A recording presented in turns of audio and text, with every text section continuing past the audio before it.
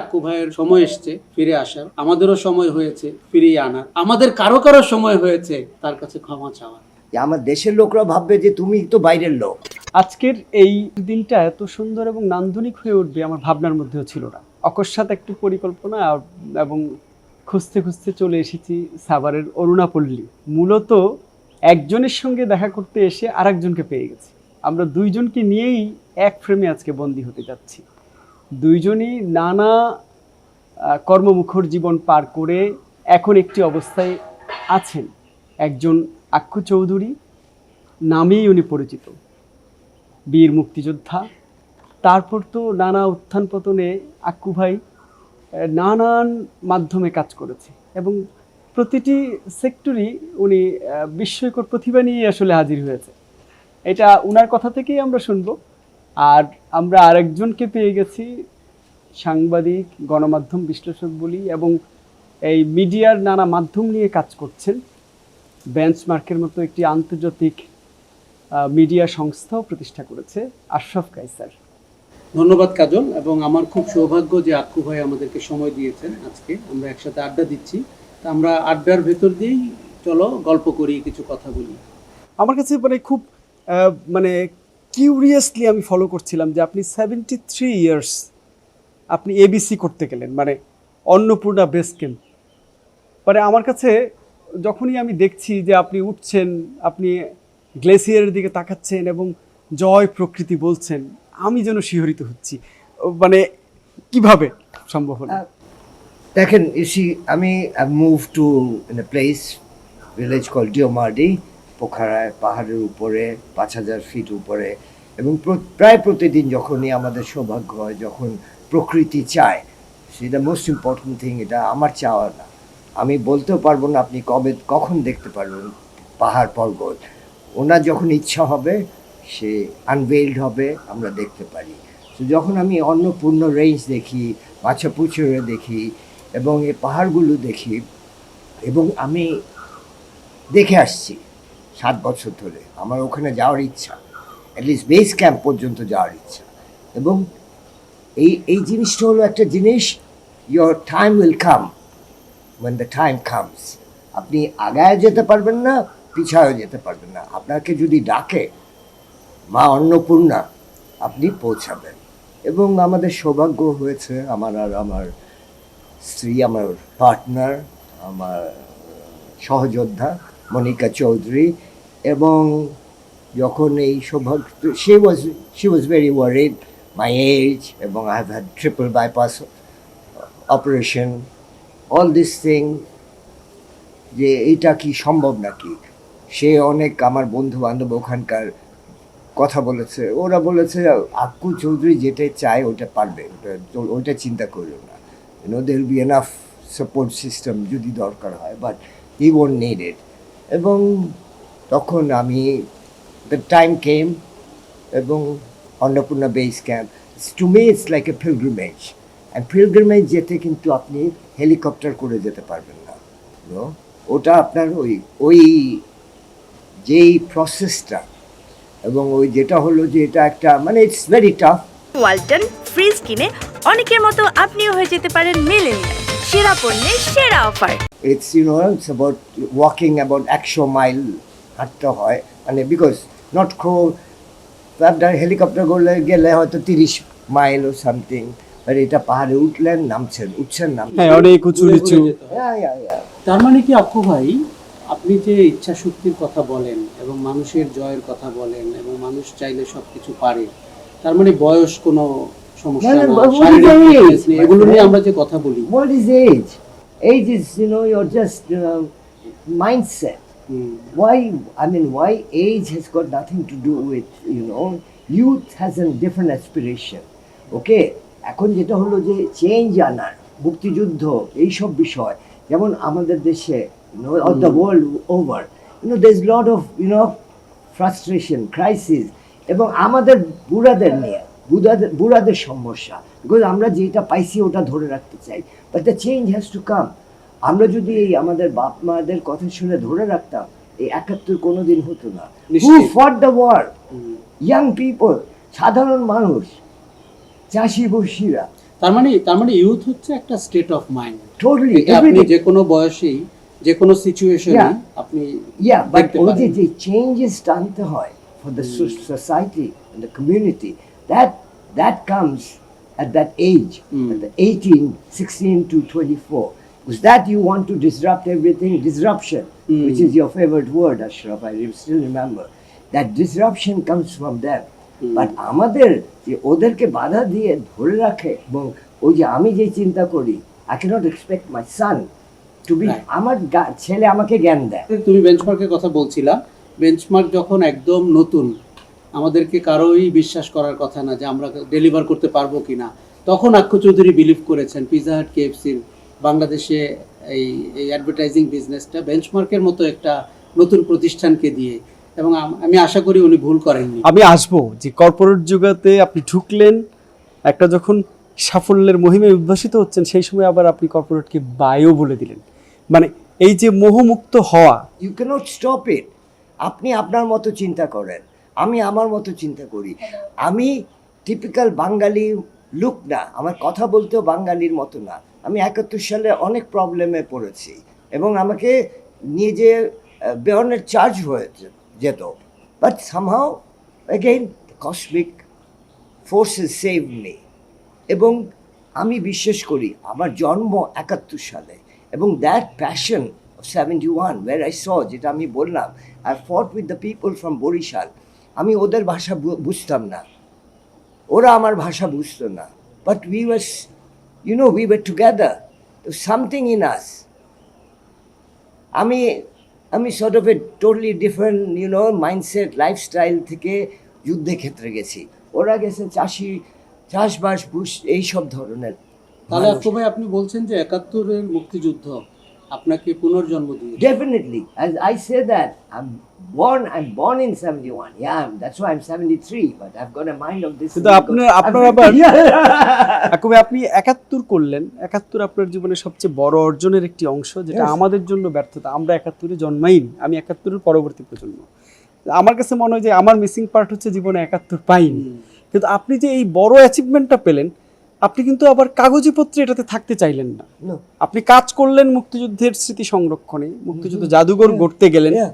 কিন্তু আপনি সার্টিফিকেট নিলেন না। না। এইটা মানে কেন?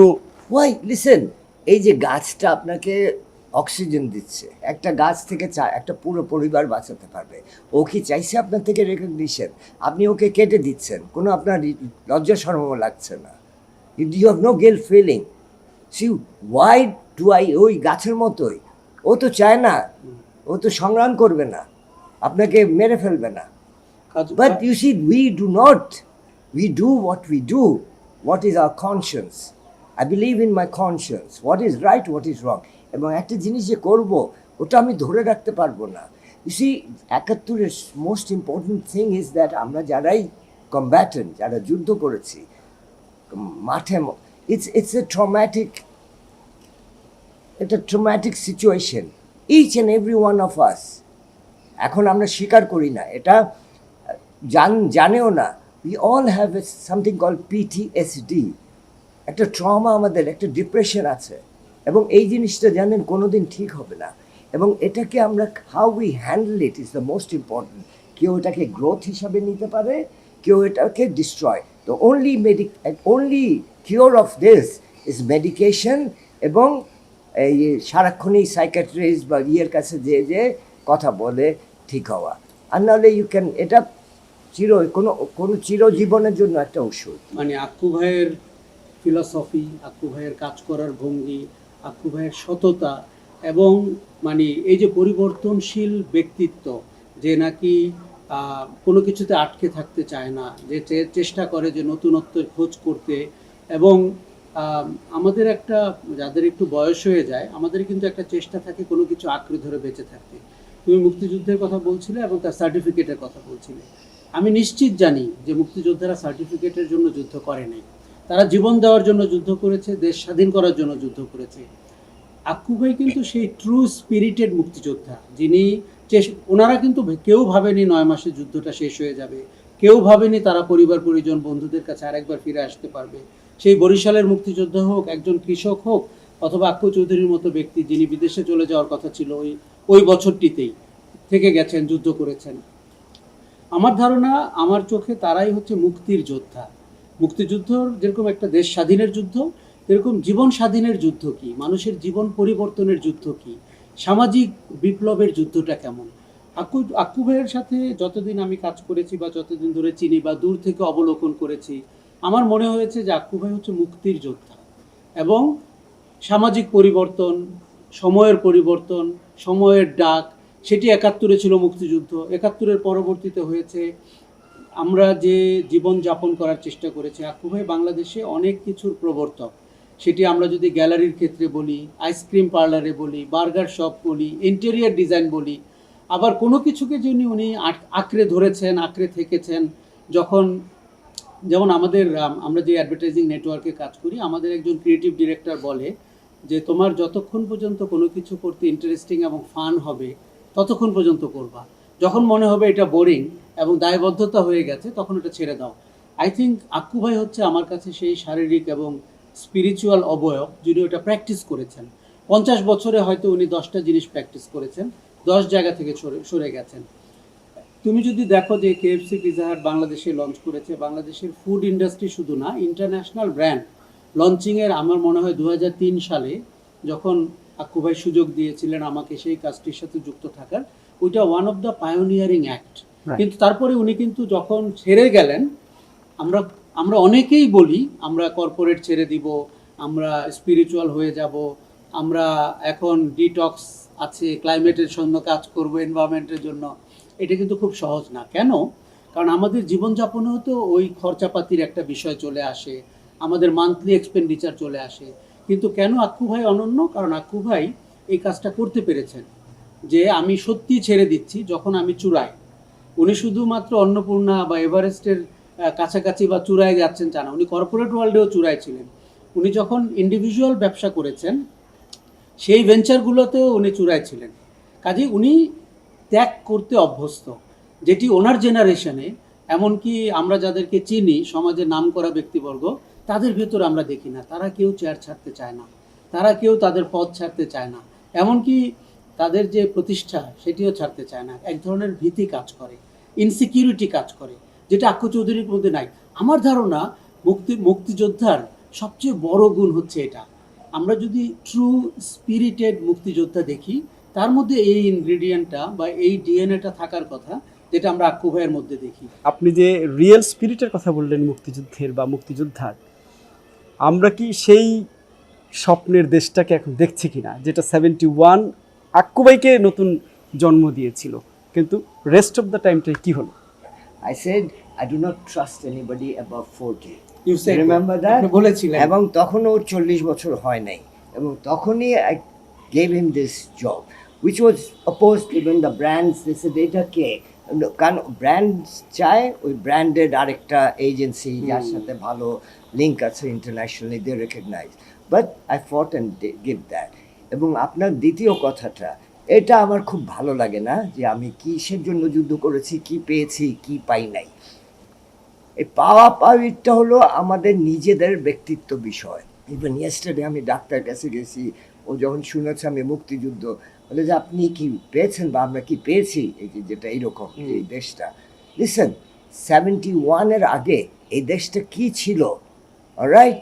এবং আজকে আমি যখন দেখি যে বিভিন্ন জায়গায় যারা যেখানে যে পজিশনে পড়াশোনা করেন, বলেন এতগুলো universities, in the 60s, how many Bengalis were even able to come to the Dhaka city? এবং আমি যে স্কুলে পড়তাম, আদমজি ক্যান্টনমেন্ট পাবলিক স্কুল, আমার ক্লাসে 60টা ছেলেরা পড়তো এবং 4 জন খালি বাঙালি ছিল। সো ইম্যাজিন, আজকে ওই স্কুলে 60 জনের মধ্যে 60 জনই বাঙালি। আজকে আপনি সেক্রেটারিয়েটে যান, এভরিওয়ান ইজ বাঙালি। এবং কিছু কিছু যে ওই যে ফ্রম নোওয়্যার টু সামওয়্যার, আমাদের যে ওকে কারাপশন, এটা ওটা দুনিয়ার কোথায় কারাপশন নাই। আমেরিকার president, the most corrupt person, Trump. তো আপনি আমাকে কেমনে পয়েন্ট আউট পয়েন্ট ফিঙ্গার করেন যে তুমি কারাপ্ট না, যে আমি আনডেমোক্রেটিক। আর তার- দে তার- ডেমোক্রেটিক। তার মানে হচ্ছে আক্কু ভাই, এটা আমাদের একটা দেখার ভঙ্গি যে আমরা আসলে কিভাবে দেখব। Yes. কারণ হচ্ছে আপনি যে উদাহরণগুলো দিচ্ছেন এর চেয়ে অনেক টাওয়ারিং অর্জন কিন্তু আমাদের আছে, ডেফিনেটলি। এটা এই দেশটা স্বাধীন না হলে আমরা কোনোদিন কল্পনাও করতে পারতাম না। প্রথম কথা হচ্ছে যে স্বাধীনতা তো একটা ভৌগোলিক স্বাধীনতা প্রথমত, কিন্তু এটা হচ্ছে মানুষের চিন্তার স্বাধীনতা, মানুষের সাহসের স্বাধীনতা। সেই জায়গাটিতে কিন্তু বাংলাদেশ 53 বছরে আমার ধারণা অবিশ্বাস্য রকমের অগ্রগতি করেছে। কাজল, তোমার প্রশ্নের যে জায়গাটা যে আমাদের হতাশা আছে কিনা, অপ্রাপ্তি আমি আছে বলতে কিনা, চাচ্ছিলাম যে মানে এই শোষণমুক্ত সমাজের যে স্বপ্নটা, না সেটিতে আমি আসছি। হ্যাঁ। সেটি হচ্ছে যে প্রথম কথা যে 50 বছর 53 বছর হয়তো খুব বড় সময়ও না, কাজেই আমাদের অনেক ভাঙাচোরার ভেতর দিয়ে আমরা এগিয়েছি। আবার এইটাও সত্যি যে আমরা অতীতে যে শাসকদেরকে দেখেছি, সেটা ব্রিটিশ বলি পাকিস্তানি বলি, আমরা কেউ কেউ চেয়েছি ওই চেয়ারেই বসতে, ওই রোলেই থাকতে। Yeah. সেটি যে আমরা খুব ভাঙতে পেরেছি, ঔপনিবেশিক শাসন বলি পরাধীন শাসন বলি, সেটা ব্যুরোক্রেসির ক্ষেত্রেও পারিনি, সামাজিক ন্যায় বিচারের ক্ষেত্রেও পারিনি। কিন্তু ব্যক্তিগত সাহসের জায়গাটা অথবা আমরা নতুন কিছু করার যে উদ্দীপনা, সেই জায়গাটিতে বাংলাদেশ অভাবনীয় অগ্রগতি করেছে। তবে এটা মাইলস টু গো। আমাদের সুশাসনের লিমিটেশনস তৈরি হয়েছে, এখনও রাজনৈতিক প্রতিষ্ঠান আমরা গড়ে তুলতে পারিনি। এখনও তুমি যেই মানুষটার কথা বলছো, বলা হয় একটি দেশ কেমন চলছে জানতে হলে তোমার সবচেয়ে প্রান্তিক মানুষটাকে জিজ্ঞেস করতে হবে। এই শহরে যিনি 4 হুইলার চালাচ্ছেন তাকে না। সেই জায়গাটিতে আমরা এখনো পিছিয়ে আছি। এবং আমার ধারণা আক্কু ভাই যেমন বলেন যে তরুণদের চোখের দিকে তাকালে আমার মনে হয় এই চ্যালেঞ্জ তারা নিবে। আমি আবারও একটু দম নেই। অন্নপূর্ণাকে দেখে আপনার কেমন অনুভূতি হয়েছে? You see, this is it. এটাই তো আমার বাংলাদেশ। এই যে গাছপালা, আমরা প্রথম কি করি, গাছপালা কেটে দেয়ার। এই যে উপরে 3 তলার উপরে গাছটা হচ্ছে। So this is what is hope. You have to understand. এবং আমরা যেটা আমার জেনারেশন, যেই জন্য আমি এইবার এসে কিন্তু আমার জেনারেশনের কেউ সাথে দেখা করি নাই, because I want to meet the younger people. That is my aspiration. They are the ones who will. এবং আমরাই কিন্তু এই যে আমাদের নতুন প্রজন্মকে এটাকে নষ্ট করেছে কারা? আমরা। উই হ্যাভ শোন ব্যাড এক্সাম্পল। আপনি আমার বুদ্ধিজীবীকে দেখান, আমার একাডেমিকে দেখান, আমার শিল্প সংস্কৃতি এন্ড অল দিস, এইসব আমি শব্দ সুন্দর বা বলতেও পারি না, ওদের দেখেন। আর give me one person who I can respect, who I can trust. But ওরা কিন্তু সামার ইয়াংদেরকে একটা মোহ দেখাইয়া যে ওরা পিওরার দেন দাও করে ফেলছে। এই যে শ্রদ্ধার জায়গাটা আমরা হারাতে বসছি কেন? ওই যে because we have not taught our children to respect. আরেকজনকে যে সম্মান করব, ওইটা আমরা শিখতে পারি নাই, শিখাই নাই। আমি নিজে যদি না করি, আমি যদি আরেকজনকে সম্মান করতে না পারি, তাহলে কি হলো?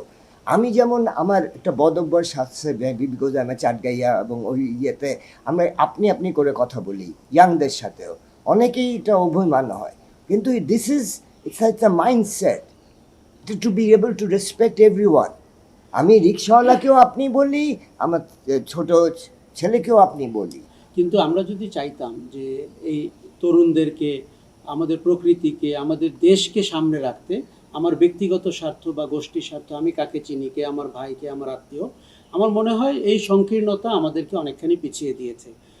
যেই পোটেনশিয়াল আমাদের রয়েছে এবং যতটা আমরা আগাতে পারতাম, অগ্রগতি হতে পারতো, সেই জায়গাতেই এই সীমাবদ্ধতা রয়েছে। তবে এটি কাটতে হয়তো সময় লাগবে, যেহেতু অর্থনৈতিকভাবে আমরা পিছিয়ে পড়া একটি দেশ ছিলাম। আমার ধারণা তরুণরা এখন অনেক স্মার্ট, তারা খুব পরিষ্কার দেখতে পায়, তাদের চোখ আমাদের মতো ঘোলা না, তাদের পেছনে এমন কোনো ব্যাকপ্যাক নাই যেটা তাদের ক্যারি করতে হয়। তারা বরঞ্চ কোশ্চেন করতে জানে এবং তারা চোখের দিকে তাকিয়ে সরাসরি প্রশ্নটা করতে জানে। আমার সম্ভাবনার জায়গা মনে হয় সেটি। চৌধুরীর সাথে আমি যখন কথা বলি, আমার তাকে 73 বছর বয়সী মানুষ মনে হয় না, তাকে আমার 18 থেকে 20 বছর বয়সী একজন তরুণী মনে হয়। আক্কু চৌধুরীর সাথে গল্প করার, কথা বলার, সাহস পাওয়ার জায়গাটি কিন্তু সেটি। আমি আক্কু ভাইয়ের চোখের দিকে তাকিয়ে একটা সরাসরি প্রশ্ন করতে চাই। সেটা হচ্ছে, পরিবর্তন দুইভাবে করা যায় বলা হয়ে থাকে। একটা হচ্ছে নিজে ভেতরে থেকে পরিবর্তন, আর একটা হচ্ছে বাহির থেকে পরিবর্তন। দুইটা দুই রকম ধারা আছে। আপনি দেশ ছেড়ে বাইরে গিয়ে কি কোনো পরিবর্তন করতে চাচ্ছেন, নাকি দেশটা ছাড়লেনই বা কেন? আমি বুড়া, আমার পরিবর্তন I can't see, because that is the thing, that's what I don't want my young people. ওরা বলে তুমি এসে আমাদেরকে, না, আমি জ্ঞান দেওয়ার কিছু নাই, আমি আমার যেই জ্ঞানটা ছিল সেটা 71-এ বা পরে আমার কাজে করেছি এবং আমার কাজে আমি প্র্যাকটিস করি। বাট যেই চেঞ্জটা আনতে হবে, যেই চেঞ্জটা ইজ অফ দ্য টাইম, এক এক সময় কিন্তু চেঞ্জ এক এক রকম। আজকে দেখুন এই যে পরিবেশ নিয়ে 50 বছর ধরে কথা বলছে, শুমেকার অনেক আগেই বলেছে স্মল ইজ বিউটিফুল, এবং গ্রেটা থার্নবার্গ 16 বছরের একটা মেয়ে ইয়াংদেরকে জাগিয়ে উঠছে with the climate change is real, একজন মুক্তিযোদ্ধা, এরকম একজন পরিবর্তনের সৈনিক, যাকে দেখে বাংলাদেশের অনেক মানুষ আগ্রহী উৎসাহিত হতে পারে, সেই লোক কেন পোখারার একটি পাহাড়ি গ্রামে আশ্রয় নিয়েছে? ওকে, একটা হলো যে ওই জায়গাটার সাথে আমার একটা আই ক্যান রিলেট, বিকজ ওই রকম দেশে যে ডাইভার্স সিটির মধ্যে যে ওরা how they can be united, that is strength. আমি যে 71-এ যুদ্ধ করেছি, আমরা কিন্তু ডাইভার্স পিপল ছিলাম, যেটা আমি আগেও বলেছি। একজন নোয়াখালীর মানুষের কিন্তু ওর নিজের আইডেন্টিটি আছে, ভাষা। বরিশালের লোক যাদের সাথে যুদ্ধ করেছি, চিটাগাংয়ের, সিলেটের, is totally different. Silat. So each has their own identity. আপনি যখন এদেরকে একটা মেল্টিং পটে নিয়ে যাবেন, then you become United States of America. You become a materialistic world. But এটার থেকে কিন্তু বের হয়ে আসবে, because more difficult crisis, এই যে environment is a big issue. আমার নাতি নাতনিরা কিন্তু নিঃশ্বাস নিতে পারবে না when they grow up. ওরা কিন্তু গালি দিবে কাকে? আমাকে। তাই আমি আমার একটা জায়গা করছি যাতে দেখাতে পারি যে ইট ইজ পসিবল, এবং আমি যেই কাজটা ওখানে করতে পারছি, যে আমার ফ্রিডমটা আছে। এবং বিকজ আমরা যদি নেপালকে বাঁচাতে না পারি, দুনিয়া বাঁচাতে পারবো না। It's the Himalaya who's giving us everything. পানি কিন্তু হিমালয় রেখে দেয় না, ও পানি নেপালও রেখে দেয় না। আমি যেই জায়গা থাকি আমার পানির অভাব আছে, কিন্তু আমার ওই দিক দিয়ে পানি সব যাচ্ছে। বৃষ্টি হয়ে ফ্লাডেড হয় না, পানি নিচে চলে যাচ্ছে। Sharing and caring. এই যে বলা হচ্ছে যে পুরো ভারত বাংলাদেশের পানির প্রবাহ এভারেস্ট থেকে আসে, হিমালয় থেকে আসে, সেই দেশের পাহাড়ে যেই আমি আক্কু ভাইয়ের রিসোর্টে গেছি, কনসাস সেন্টারে গেছি, এবং সেখানে কিন্তু পানির সাংঘাতিক সংকট, অভাব রয়েছে, চিন্তা করে করতে হয়। এবং আপনারা প্রথম দিকে প্রচন্ড কষ্ট করে এই সেন্টারটি তৈরি করেছেন। আপনার এখনো পূর্ববর্তী অনেকগুলো ইন্টারভিউতে আমি পড়েছি। এবং আমি জায়গাটিতে যখন গেছি, প্রথম কথা, এটি বাণিজ্যিক কোনো উদ্দেশ্যে বানানো জায়গা না। কারণ সেটি হলে নেপালে যেখানে ট্যুরিজম আছে, পোখারার ভ্যালিতে যেখানে সব পর্যটকরা যান, সেখানে আক্কু ভাই করতেন। কিন্তু পুরো ফিলোসফিটাই হচ্ছে যেরকম একটা মিটিং অফ মাইন্ডস, একটা চিন্তার জায়গা করা যায় কিনা, যেখানে মানুষ স্থিত হবে, যেখানে মানুষ পুনর্বার ভাববে, যেখানে মানুষ নিজেকেই চ্যালেঞ্জ করবে, অথবা প্রকৃতিকে বাঁচিয়ে রাখার জন্য একটি পদক্ষেপ নেবে, এরকম একটি জায়গা করেছেন। আগে যা শিখেছি সব ভুলে যেতে হয়েছে, এবং নতুনভাবে শিখেছি সাধারণ মানুষদের থেকে। এবং পভার্টিকে যেটা এনজিওরা বিক্রি করে, ওটা দেখেছি দ্য বিউটি অফ পভার্টি যে আসলেই আমাদেরকে শিক্ষা দিতে পারে। There is nothing wrong with poverty. That is one of the thing, and what I've learned, যেটা আমি অনেক আগে থেকেই বিশ্বাস করতাম, শুমেকার থেকে I was influenced. Small is beautiful. নিজের self-sustain হওয়া, small is beautiful, এবং I add less is more. এবং ওটাই আমার শিক্ষা, এবং ওই শিখতেই গেছি। এই দুটোই কিন্তু দারুণ ফিলোসফি। এই যে আমাদের যে বলা হয় পানি এবং মানুষের ইচ্ছা নাকি সবসময় সামনের দিকে আগাতে চায়, আরও পেতে চায়, ভীষণ অসুখ আমাদের জীবনে। তুমি সমাজের দিকে তাকাও, রাজনীতির দিকে তাকাও, সরকারের দিকে তাকাও, এই যে 2-4 জন ব্যক্তিকে নিয়ে এখন এত আলোচনা হচ্ছে, তাদের লোভের দিকে তাকাও। তারা মানুষের সম্পদ গ্রাস করেছে, তার প্রভাব খাটিয়ে, এবং অসুস্থতার পর্যায়ে গেছে। এটা তো একটা অসুখ। কাজেই এই যে স্মল ইজ বিউটিফুল অথবা লেস ইজ মোর, এই ফিলোসফি যদি পৃথিবীকে ড্রাইভ করতে পারে, আমার ধারণা আমাদের অনেক সামাজিক অসুখ আমাদের থেকে বিদায় নিতে পারে, এবং পৃথিবীটা অনেক সুন্দর এবং বাসযোগ্য একটি জায়গা হয়ে উঠতে পারে। আক্কু ভাই নেপালে হোক, বাংলাদেশে হোক, এমনকি সব পুঁজিবাদী রাষ্ট্রের সোসাইটির 2টি বড় ব্র্যান্ড চালাতে গিয়েও আমি দেখেছি সেটিকে স্মল ইজ বিউটিফুল এবং লেস ইজ মোর করে কি করে রান করা যায়। কাজল, এখানে আমি একটি ঘটনা বলি। পিৎজা হাট KFC যখন শুরু হয়, it is because of Akku ভাই, যার কারণে আমাদের কখনো মনে হয় নাই আমরা একটা ওয়েস্টার্ন ব্র্যান্ড ডিল করছি। আমাদের মনে হয়েছে যে বাংলাদেশের থেকে উত্থিত একটা ব্র্যান্ড। পিৎজা হাট কেএফসির যে গ্লাস পেন্টিংগুলোতে সেখানে 16 ডিসেম্বরের আগে মুক্তিযোদ্ধার গ্রাফিটি হয়েছে, দেখেছি। বৈশাখের সময় বৈশাখের গ্রাফিটি হয়েছে। পিৎজা হাট কেএফসির কোনো ব্র্যান্ড গাইডলাইনে সেগুলো ছিল না। আক্কু ভাই সেগুলো লড়াই করেছেন, প্রতিষ্ঠা করেছেন, পরবর্তীতে তারা অ্যাডপ্ট করেছেন যে অন্য মার্কেটে হতে পারে। কেননা একটা গ্লোবাল ব্র্যান্ডের একটা মূল চ্যালেঞ্জই হয়ে থাকে সে দেশীয় কালচারকে কি করে এমব্রেস করছে, পারছে কি না। না পারলে তার টাইম ইজ লিমিটেড, পারলে তার কিন্তু গ্রোথ হওয়ার কোনো পথ বাকি থাকে না। কাজেই এই ধরনের মানুষ, সেটা মুক্তিযুদ্ধে থাকুক, সেটা গ্যালারি ওপেন করুক, ভুলে যাওয়ার আগে বলি আমার প্রথম ইন্টারনেট অ্যাকাউন্ট কিন্তু আক্কু ভাইয়ের সাইবার ক্যাফেতে, আমার এখনো মনে আছে যে Years ago. অনেক Oh. 25 বছর আগে। আচ্ছা, ওনারা যাই টাচ করেন সেটাকেই চেষ্টা করেন স্টেট অফ দ্য আর্ট হিসাবে দাঁড় করাতে, এবং তার ভেতরে একটা মানবিক ব্যাপার থাকে, মননশীলতা থাকে, এবং অন্যকে অগ্রাধিকার দেওয়ার একটা অ্যাটিটিউড থাকে, যেটা আমাদের সোসাইটিতে খুব কম। যেহেতু আমরা একটা মারামারির সময়ে বসবাস করি, আমরা চেষ্টা করি আমারটা আগে এনশিওর করতে, আমি সিটটা পেলাম কিনা, আমি পথটা পেলাম কিনা, আমি খাবারটি পেলাম কিনা। কিন্তু আক্কু ভাই, এমনকি আমি মনিকার কথা বলবো, অন্যকে অগ্রাধিকার দিয়ে জীবনে বেঁচে থাকতে, তার কমফোর্ট হচ্ছে কিনা, তার জায়গাটি তৈরি হচ্ছে কিনা, এটি একটি দারুণ ফিলসফি। শুধুমাত্র এই একটি পদক্ষেপ কিন্তু আমাদেরকে অনেক ভালো মানুষ হিসাবে এবং অন্যের প্রতি সহানুভূতিশীল মানুষ হিসাবে দাঁড় করাতে হেল্প করতে পারে। তুমি অভিমানের কথা জিজ্ঞেস করছি। আপনি তো মানে এই নেপাল যাচ্ছেন, আবার ঢাকায় আসছেন, তা আপনার এই অভিজ্ঞতা শেয়ারিং এর জায়গাটাই মনে হচ্ছে কিনা যে ঢাকাতে কিছু ফিল্টারিং হচ্ছে কিনা, ঢাকাতে কিছু পরিবর্তন আসছে কিনা? ইয়াংরা তো প্রচুর আসছে। ইউ সি দ্যাটস ওয়াই, যেটা আমি আগেই বললাম, আমি কিন্তু ইয়াংদের সাথেই ইন্টারাকশন করি, আমিও ওদের থেকে শিখছি, জানছি, দ্যাট কেন কি হচ্ছে। দে আর অলসো ফ্রাস্ট্রেটেড, ওরা সবাই বিদেশ চলে যেতে চাচ্ছে, মানে এখানে করার কোনো সুযোগ নাই। সো উই আর, যদি ইয়াংরা বলে যে আক্কু ভাইয়ের মতো মানুষ যদি দেশে না থাকে আমি থাকবো কেন, এই প্রশ্নের উত্তর কি? এটার প্রশ্ন হলো, আক্কু ভাই কিন্তু আমেরিকায় যায় নাই, লন্ডনে যায় নাই, আক্কু ভাই আরো গরিব দেশে গেছে, আমাদের চেয়ে পশ্চাৎপদ। ইয়েস। সো আমি পিছিয়ে আছি, আমি আগায় যাই নাই, ইউনো, ইফ আই ওয়ান্ট। তো আপনি পিছিয়ে পরিবর্তনের লড়াইটার মধ্যে আছেন। ইয়েস, এবং এখানে সেই যেই লড়াই আমি এখানে করতে চাই, এখানে আমি করার সুযোগ পাই নাই। আমি চেষ্টা করেছিলাম, my first choice, I share my writing, that এখানেই আমি করতাম। তার অভিমানের জায়গাটি হচ্ছে যে অনেক কাজ আক্কু ভাই করেছেন, মুক্তিযুদ্ধ জাদুঘরের মতো প্রতিষ্ঠান দাঁড় করিয়েছেন, এবং আমরা তখন কাছ থেকে দেখেছি কি করে নিজের বোনের বাসায় মুক্তিযুদ্ধ জাদুঘর সেগুনবাগিচায় প্রথম শুরু করা যায়, কি করে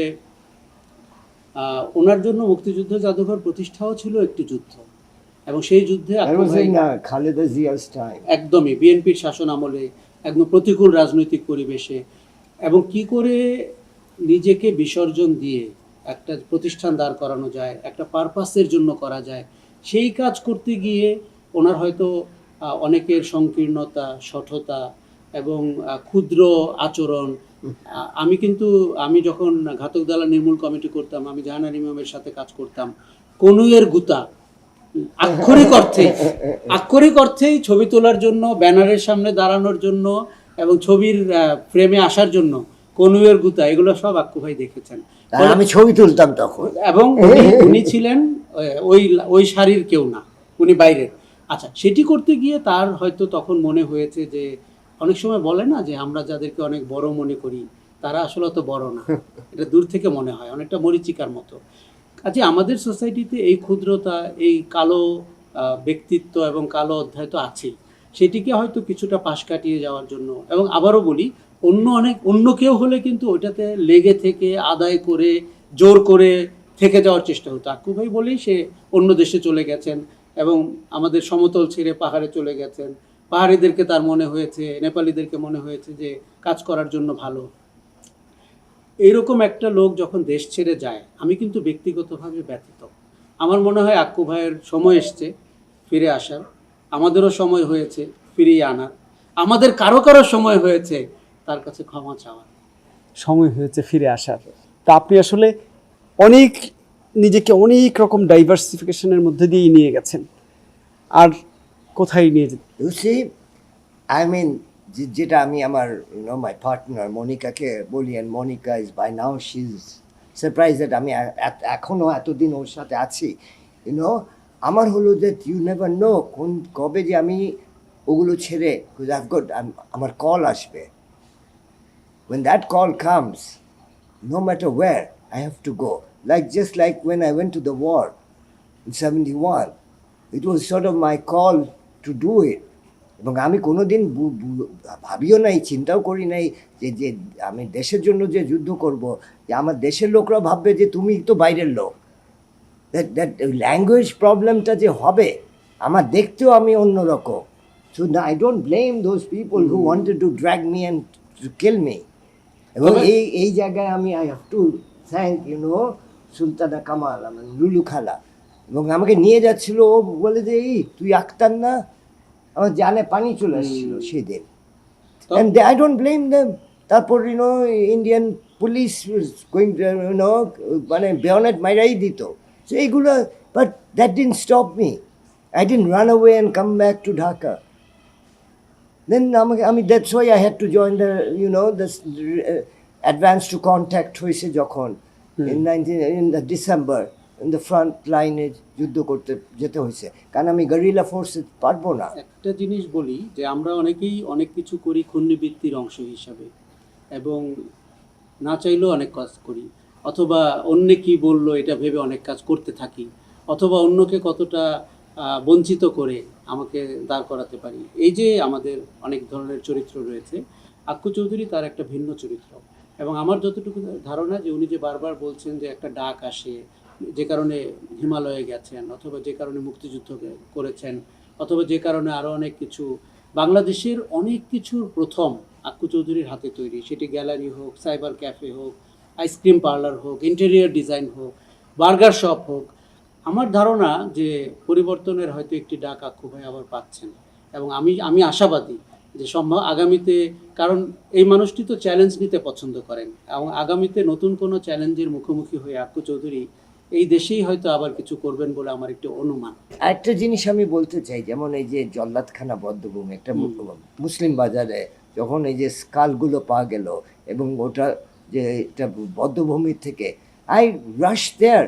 I didn't care because আমাকে অনেকেই বলেছে তুমি বিহারিদের মধ্যে আপনি গিয়েছেন সেগুলো, সেই খনন কাজ আমি করেছি। এবং ওটা you see because I knew that, কারণ আমরা কিন্তু এই যে গণহত্যা নিয়ে কথা বলতেছি, কেউ কোনোদিন দেখাতে পারে নাই। আমি যদি একটু যোগ করি কাজল, আমার তখন আমি আক্কু ভাইকে দেখতে জল্লাদখানা মিরপুরে গিয়েছিলাম। একটা লোক কুয়ার ভেতরে দাঁড়িয়ে থেকে মানে বস্তি মজ্জা খুলি এগুলো বের করে আনছেন, এবং আমি যতটুকু ধারণা মানে আমার মনে আছে উনি পরবর্তীতে অসুস্থ হয়ে হসপিটালাইজড হয়েছিলেন, কারণ ওরকম একটি টক্সিক এনভায়রনমেন্টে কুয়ার ভেতরে দাঁড়িয়ে থেকে কাজ করা। আমরা অনেকেই অনেকভাবে আমাদের মুক্তিযুদ্ধের কথা বলি, তার প্রতি আমাদের কমিটমেন্টের গল্প বলি, কিন্তু তার ফিজিক্যাল ডেমনস্ট্রেশন ইন এ মানে টাফ সিচুয়েশন, সেটা কিন্তু আমি আক্কু ভাইয়ের ভেতরে দেখি, যে কারণে লোকটার সাথে লেগে থাকি, এবং যখনই সুযোগ পাই, যখনই উনি টাইম দেয়, অত দিতে চায় না, ভীষণ মানে ইন ডিমান্ড।